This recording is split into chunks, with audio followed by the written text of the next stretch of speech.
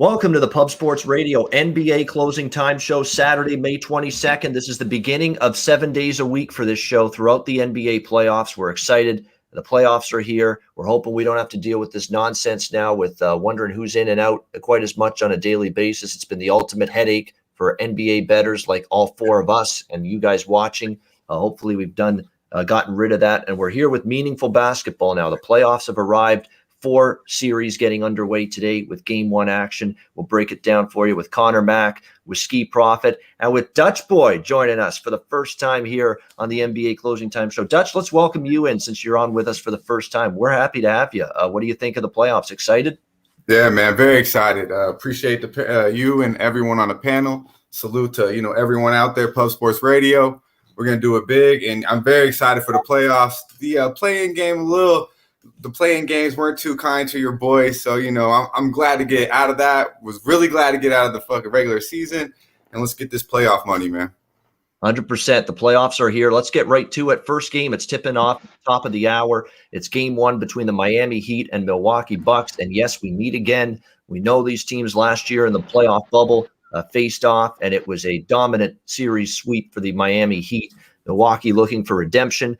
They're 5-point home favorites in Game 1, 225.5, 226 the total here in the first game of this series. When I look at this, I still am concerned overall, as I mentioned on yesterday's show, from an overall series standpoint about the matchup for Milwaukee. Last year they struggled with that perimeter firepower that Miami brought. You have Nunn, you have Hero, you have Robinson that can all shoot from outside. You got to worry about Jimmy Butler at both ends of the floor. It just proved to be a tough one for Milwaukee to deal with last year. We know Miami and Eric Spoelstra, the excellent elite coach that he is, said, you know what, shut off the paint, keep Giannis out of there, find other ways to score the basketball and be effective. It worked to perfection last year for Milwaukee, or for Miami rather, and we'll see if they can duplicate that game plan this year. However, there's some things to like for Milwaukee. Yes, Miami was red hot down the stretch. It's not like Milwaukee was chopped liver, 8-2, straight up in the last 10 games to finish the season. And I said on yesterday's show, I think one of the undervalued, underrated difference makers for Milwaukee this time around is the big upgrade at the point guard. Eric Bledsoe didn't give you anything last year in that playoff series against Miami. You got a big upgrade there with Drew Holiday. I think that matters. And if Milwaukee is going to bring their A game in this series at any point, I would like to hope and like to think it's today, Game 1 at home. You've got to set the tone right away. Send a message and say, you know what? Shit's going to be different this year in this series against the Miami Heat. I think they do that today. I don't know if this means they win the series, but for this game, and again, we got to treat these series like game-by-game entities, regardless of what your overall series thought is. And mine, guys, is that Miami's live in the series. But I think for today in Game 1, Milwaukee comes out with their best, knowing that, hey, pressure's on us. It's time to respond. It's time to deliver. And someone in the chat said it, Miami has not been quite that same team this year that they were last year. I know they played better down the stretch, but I think the Bucks have a chance to rise up and play well today and win this game and cover the number as well. I was on them -4.5 already yesterday. I mentioned it. It's 5 now. I still endorse the Bucks here laying the points. Dutch, we'll start with you as a new entry into the show here. What do you think? Bucks Heat Game 1. Yeah, my man. First off, shout out to Razor and Ray Charles. Appreciate y'all. Yeah, man, I kind of echo everything you're saying. I don't know about the series. When it comes down to the series, with Spoelstra, I still think they have a big edge in the coaching. But I really like the addition of Drew Holiday. And I feel like they just got, the Bucks got punked, last year in that series. It was a gentleman's sweep, I believe. Giannis went out late, didn't play in the last game. The only game, so I believe they won Game 4. But I look at it as they got to come out and win this game, like you said, Ian. They really do. I would focus more on the first half, personally. And these 3 meetings that they've played this year, now this is obviously in the regular season. Both teams had in and out, but Jimmy Butler did not play in any 3 games. But the first half, plus 18, the Bucks are in the point margin in a 3-0 ATS in the first half in the 3 meetings they played against Miami. So I would definitely look first half Milwaukee. I didn't make anything official. Kind of like the Drew Holiday assist as well, over 6.5, I believe it is. He's been averaging 7 assists the last eight games of the season. In the last 3 meetings, he's right there at 7. So I don't know if it's just enough for me to push, but I do expect him to, be a big part of Milwaukee. And I would look for Milwaukee to come out and handle game one. Yeah, absolutely. So liking Milwaukee more in the first half, Dutch, Yes, in sir. this one, and liking the assist prop there with Holiday. And yeah, razor sharp. That's a great comment. Yeah, Skee always has the cleanest house. He does. It's a beautiful home. Look at that beautiful Chesterfield. Look at that piano. Look at that piano. He's making beautiful music in that background. Skee, wonderful looking Beautiful home. thing. A beautiful thing. Absolutely. So Dutch liking the Bucks more in the first half here. Skee, what do you think here? Miami, Milwaukee. I've been kind of back and forth on this one. For the most part, how I feel in general is Milwaukee's kind of got to prove it to me first. Like Dutch Boy said, they got punked last year. I don't think their coach is great. I think the advantage is definitely on the Heat side as far as that goes, and they had the recipe to beat them. So I want to see them do it first. But I do agree with you, Ian, that it's the perfect spot for Milwaukee. They have to come in here and win this first game. If they don't, they're kind of toast. And the quote, I read it yesterday from Giannis, but I don't know if the season's going to be different. I'm not going to lie. It might be the same. It just doesn't give me a lot of confidence. So I want to see it for one game first. If I had to make a play on this one, it would be the Bucks side. And I agree with Dutch. I like them in the first half more, so we don't have to worry about free throws at the end of the game or how they're going to close, et cetera, et cetera. Right. And for player props, I would look towards, if I'm going to play the Heat, I probably would look for somebody to make some threes, and it puts me on Duncan Robinson. But what I like a little bit more is going to be Middleton. Go over, it's gone up now. It was 20.5. It went up to 21.5. He's still gone over that number 7 of his last 9 games. And I think last time in the series when they were playing them, he was going over too. So I like him over his points. And I would play Giannis. If I have to play him, it would be his assist, just because I think that they built the wall or do whatever they got to do, and he has to dish it out. Yeah, exactly. Got to facilitate. Can't be expected to shoot the ball at a high frequency if they're going to play that style of defense against them like they did so successfully last year in the bubble. Conor, Mac, what do you think here with the game 1 Heat Bucks? I'm a lot with you guys. The Bucks got to show it, so I want nothing to do with him. I guess, like you guys said, if you like the Bucks today, maybe look to them first half. You don't have to deal with that second half. They just come out fired up and look to them first half. I'm going to put a little money on the Heat. I love it. And now that there's already a little bit of money today coming in on the Bucks, I think full game. I don't know if they have their number. You mentioned it, Dutch. Jimmy Butler didn't play. I think the Heat are finally healthy. We talked about the Lakers yesterday. They're really getting healthy. They were banged up all year. Their roster in and out. And they didn't look good throughout the year. They had a hard time covering numbers, losing bad games. So I like the Heat here. I'd lean towards the under, but these teams, especially the Bucks, are an over team. And these first round games, I love it as the playoffs go on to play my unders. Usually still in the first round, I still see overs. This NBA, nobody, wants to play defense. So it's a difficult one. So I don't want to touch the total. And I don't really have anything player props in this game. Middleton's a good one. He's over 2.5 threes. I think Bam will get over 10 board. He's over 9.5. His rebounds minus 120, but I think he gets over 10 easily. That's probably an easy prop right there. But that's it in this one. I got to roll the Heat and take the points. All right, Dallas Mavericks, LA Clippers, game 1 with these two. Another playoff rematch. Last year they met in the playoffs. They do so again this year. Clippers 5.5-point home favorites in game 1, 217.5 the total. Big move down in the total in this game. It opened 221.5 down to 217.5. You're probably not going to get brisk pace on either side. Clippers do a little bit, but very good defensive team. The Clippers, of course, last year, this was one of those series where it was kind of back and forth, if you remember, from a point spread standpoint. Clippers in game 1, Dallas in game 2, Clippers in game 3, Dallas in game 4. Just had that pattern to it. I could see something similar. I don't know if I like this Dallas team, and I know Skee doesn't like this Dallas team quite as much this year as last year. I think they missed Seth Curry's offense. Of course, he's now in Philadelphia. That was another option that they could go to. I think the other guys this year on this Dallas team, Tim Hardaway and company, have been up and down and all around. We know Luka didn't have a good start to the season. Porzingis, we know, is consistently, you're wondering if he's going to play night in and night out. And the defense for Dallas just wasn't there consistently. Early in the year, it was terrible. Got better in the second half, and then it kind of fell apart again down the stretch. So Dallas is one of those flighty teams. I think when they bring their A game and everything's clicking, they can beat anybody on any given night. I just don't know if in 4 games and out of 7 they can do that against this Clippers team. A Clippers team that last year had a disappointment. This is kind of like Milwaukee of the West. You got to get this bad taste out of your mouth out of a playoff disappointment. That Denver series was shockingly bad for the Doc Rivers at the time led Clippers last year. I think they want to set the tone early that we still think we're in the mix to win a title this year and win the West with Kawhi and Paul George and company. And I think they have a good, strong first showing here in game 1. So I hate to be chalk heavy. I hate to be home favorite heavy here today. But if I'm playing this one, it's Clippers minus the points for me. Dutch, what do you think? Mavs Clips game 1.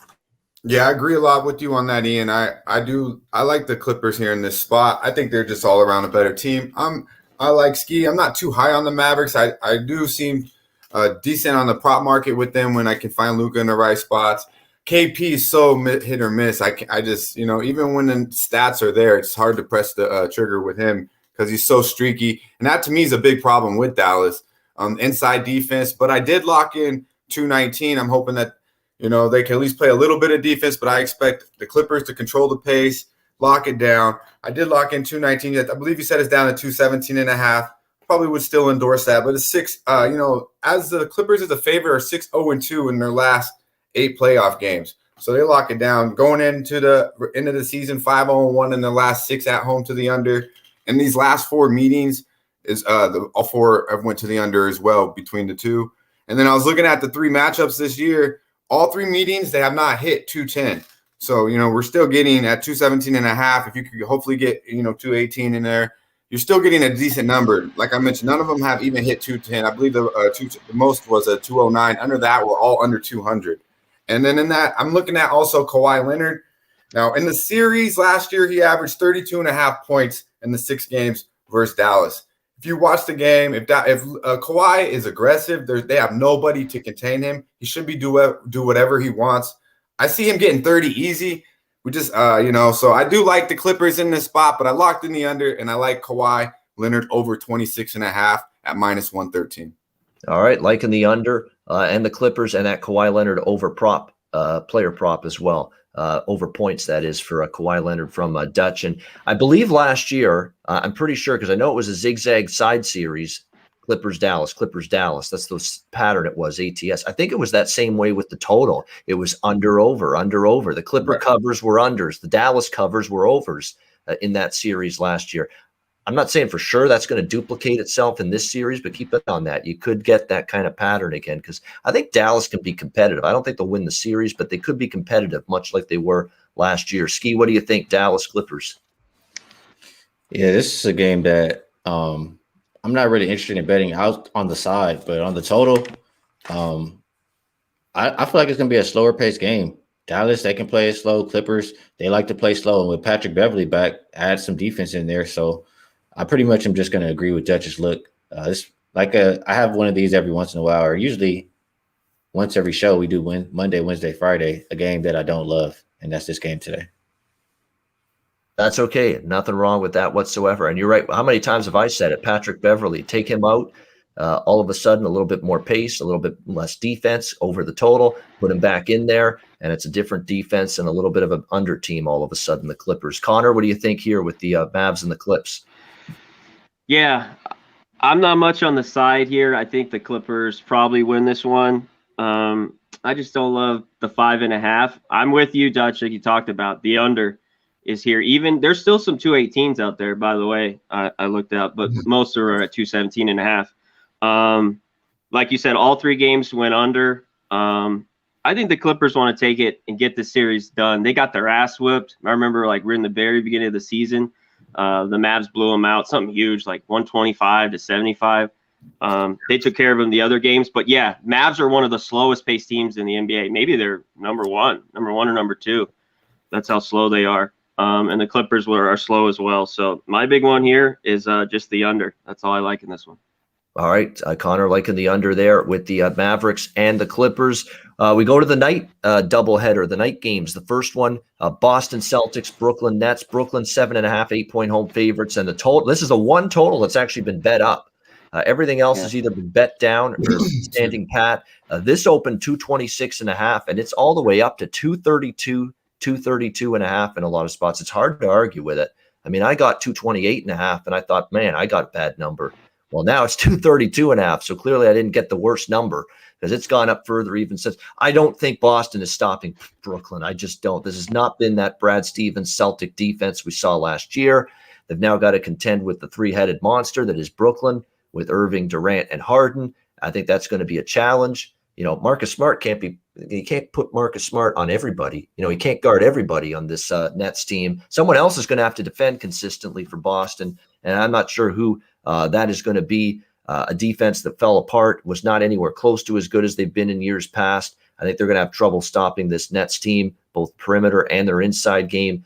On the flip side, too, this Boston team, they can still score the basketball when they're on their best day with Walker, with Brown, with Tatum. Tatum, of course, is good to sometimes go off for 40 points at any given moment.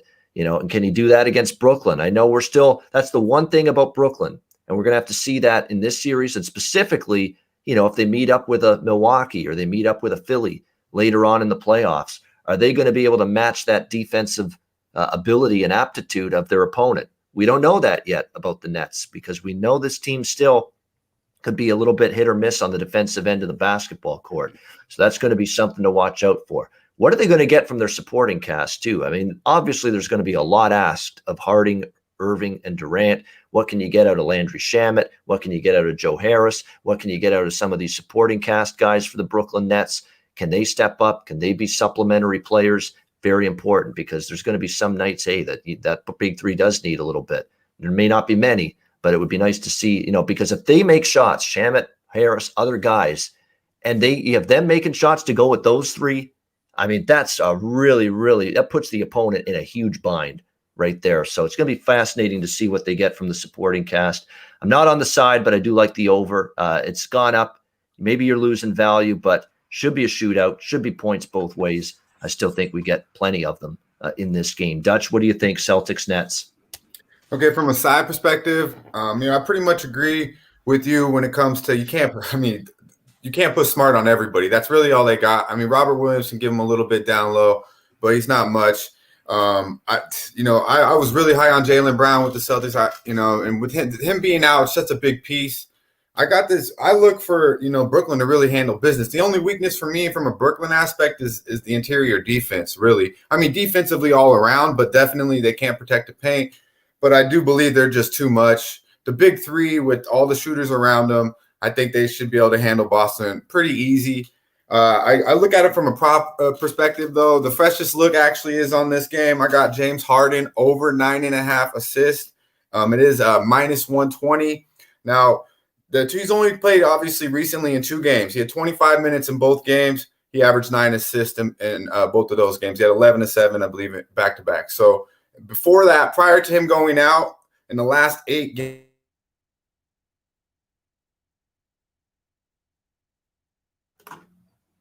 I think Dutch is frozen in time right now. We'll see if we can get him back. Yeah, my bad. There we go. Yeah, the Vegas Wi-Fi, my bad. I don't know where I cut out, but he's averaging 12.8 assists. He runs the show. Kyrie already said he's the point. Kyrie don't want the ball. Kyrie don't want to be passing the ball. He wants to be the shooting guard, so that's no surprise there. And James looks comfortable, running the show. Just giving it to KD, giving it to Shamet, giving it to Joe Harris, whoever's open. I mean, the guy, it's pick or choose.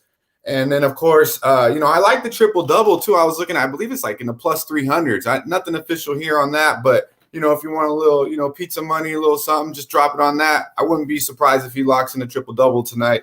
Only thing that probably holds him back from that is the blowout. But I love the over 9.5 assists.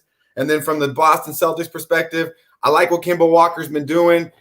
He's obviously the second best player on that team now that Jaylen Brown's out. He has to do it. Like I mentioned about Brooklyn, I don't like them from a defensive aspect. So I look for Kemba Walker to get over 24.5 points.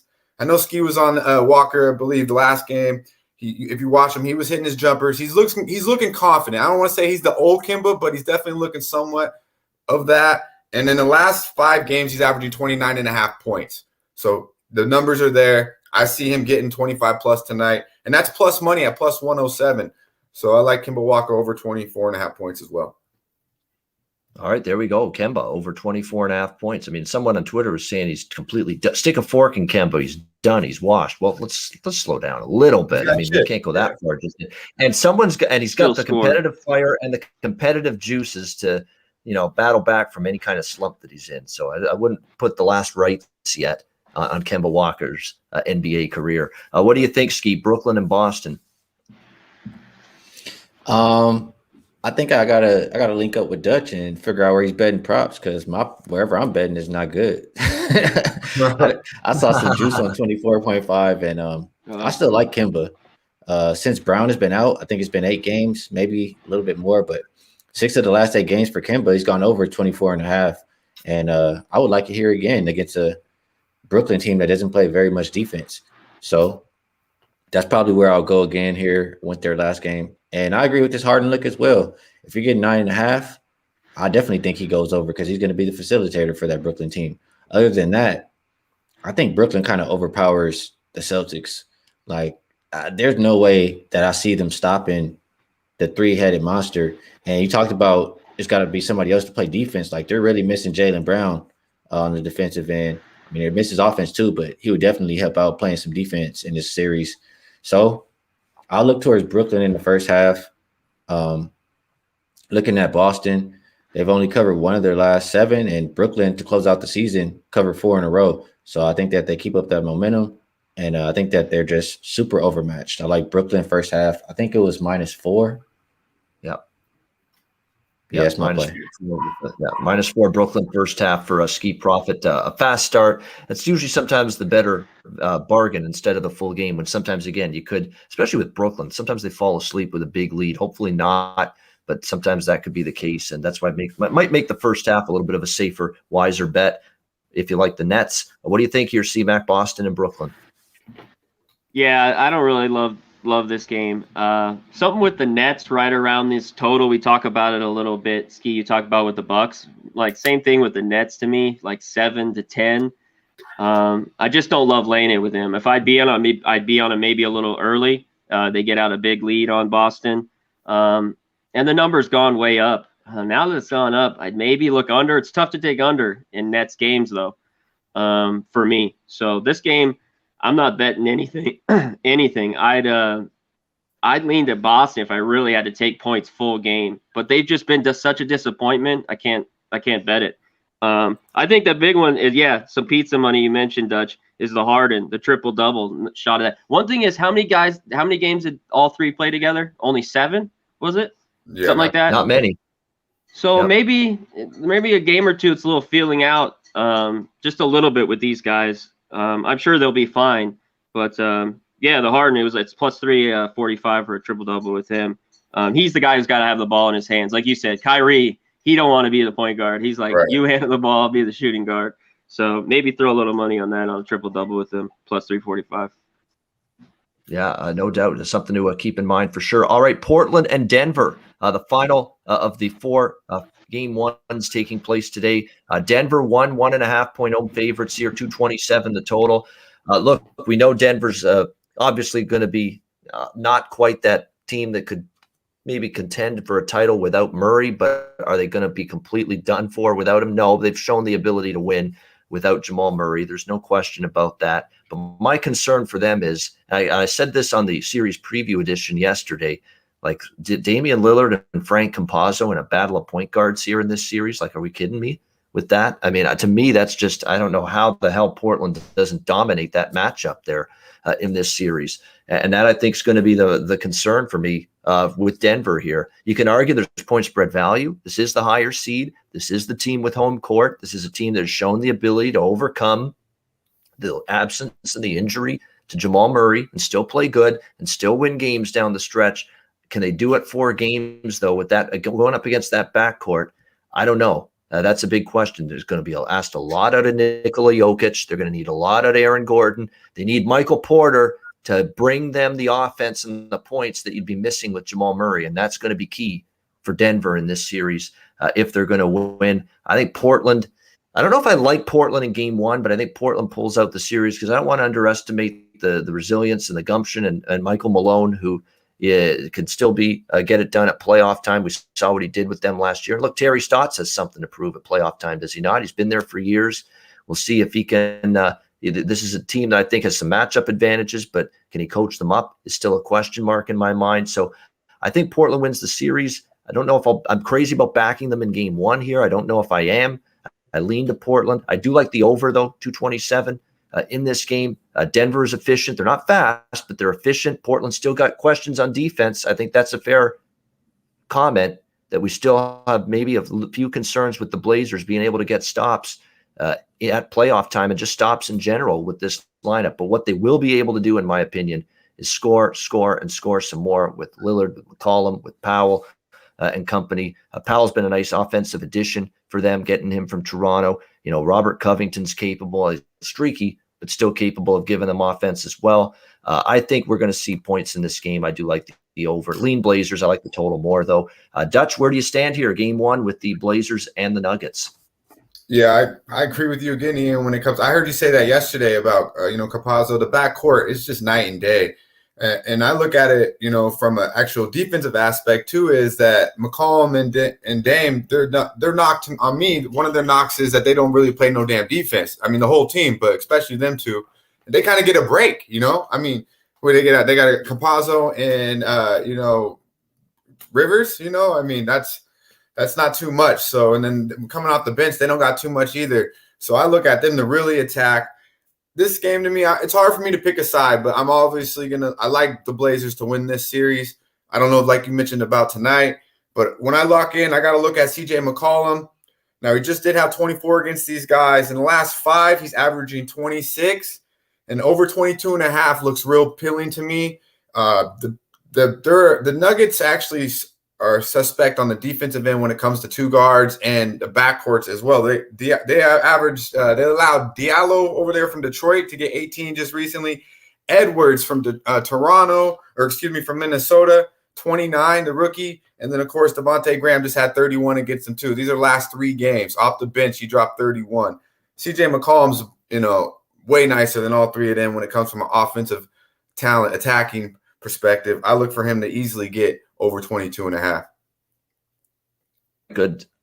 All right, good stuff there. And by the way, again, it's regular season. You don't want to overreact, but you don't want to ignore it either. Portland went 3-0 against the spread head-to-head this season against the Denver Nuggets. So just another fact to throw out there going into game one tonight. Skee, what do you like here? Portland, Denver, game one. Portland, I agree with Dutch's look, first of all, on McCollum. I like the points over. They just played. I know Denver didn't really care. I think he had 24 points in that one. When they played in that game 7, the last time they matched up in the playoffs, he had 37. So I like that look there a lot. If I had to play this one on the total, I would look over, just because, like you guys said, Dame and CJ should eat. And on the opposite side, who's stopping Jokic? So I see points from both sides.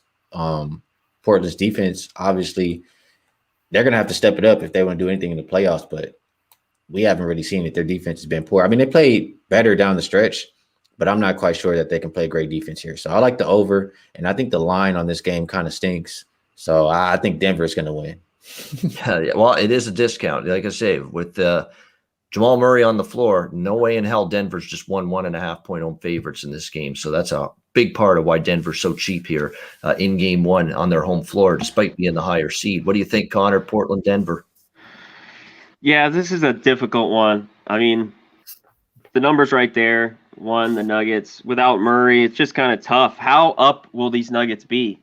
I mean, are they, we'll see with this team. Are they going to be kind of dejected? Do they think their season's done? I don't think they're very good. They're defensively. I mean, the Joker's, he's just got to eat. He's got to be the guy. He's got to be the guy. I mean, he's got to score 30 a night for him.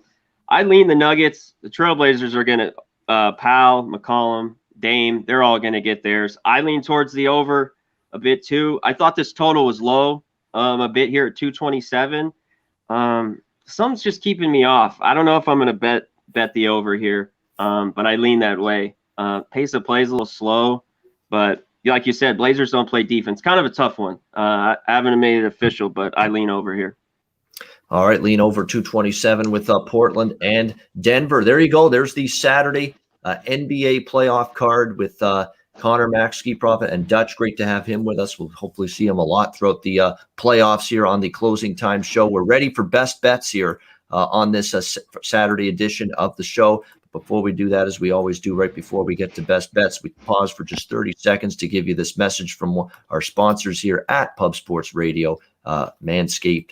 I have lost the video. We will get to it in just a second. That's the beauty of doing a live show. There it is. Here we go. Manscaped, take it away.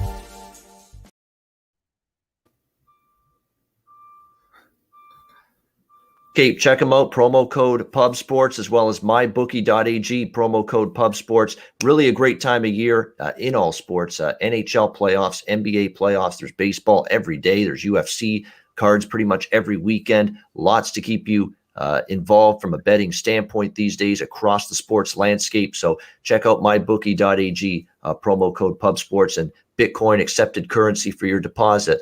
So you can use that if you have that ability. Mybookie.ag, promo code PubSports. All right, it is best bet time for this Saturday card. Dutch, you're on the show for the first time, so you get the first crack at giving us a best bet for today. What do you like? Well, yeah, I forgot y'all do the best bet thing. I mean, the freshest look I gave out was my 2-unit play. It is James Harden over 9.5 assists. I really like that a lot. Just if you had me pick another one, I'd probably go with CJ. I expect him to really eat tonight in Denver. So, Walker's juicy too. I like these props a lot. That's why I gave him out today. So, let's have a day. Absolutely. There we go. James Harden over 9.5 assists. Best bet for Dutch Boy in his first appearance on the Closing Time Show. Skee Prophet, what do you like here? Best bet for this Saturday slate. Best bet for today, I'll go with Brooklyn first half -4. There you go. Brooklyn Nets -4 first half. Better team. Boston out of sorts, out of whack all season. And we'll see if the Nets can put the foot down and take care of business early tonight in game one. Conor, Mac, best bet. What do you like? I got a couple. I'll go Clippers, Mavs. Give me the full game under. There's still a couple 218s out there, but hopefully you can get it. 217.5, though. There you go. Maybe. Clippers, Mavs under 218, 217.5. Shop around. That's where the number is right now for Conor, Mac's best bet. Almost went for me, Milwaukee best bet. I can't do a best bet though, Milwaukee. I like Milwaukee. I can't do it in terms of best bet. Give me that Portland, Denver over. Actually, 226.5 is the best number out there with that. Blazers, Nuggets over 226.5. That'll be my best bet for this Saturday NBA card. Should see points in that game. I don't know who stops Lillard and McCollum. And as on the flip side, the front court, which is of course owned by Jokic for Denver, should have offensive advantages as well in this matchup. So Portland, Denver over 226.5 for me, best bet. That'll wrap up this edition of the Pub Sports Radio NBA Closing Time Show playoff edition. We'll be back with you tomorrow on Sunday, 1 p.m. Eastern, 10 a.m. Pacific. We'll talk Wiz Sixers. We'll talk Lakers Suns. We'll talk Hawks Knicks. And we'll talk, not Warriors Jazz, like everybody and his brother thought going into last night. Grizzlies and Jazz. Game John Morant came up big. On Sunday's show. Right. For Skee Prophet, for Conor, Mac, for Dutch Boy Fresh joining us for the first time. I'm Ian Cameron. Have a great Saturday. Enjoy the NBA playoff action and good luck. And we'll talk to you again tomorrow on Sunday right here for another edition of the NBA Closing Time Show on Pub Sports Radio.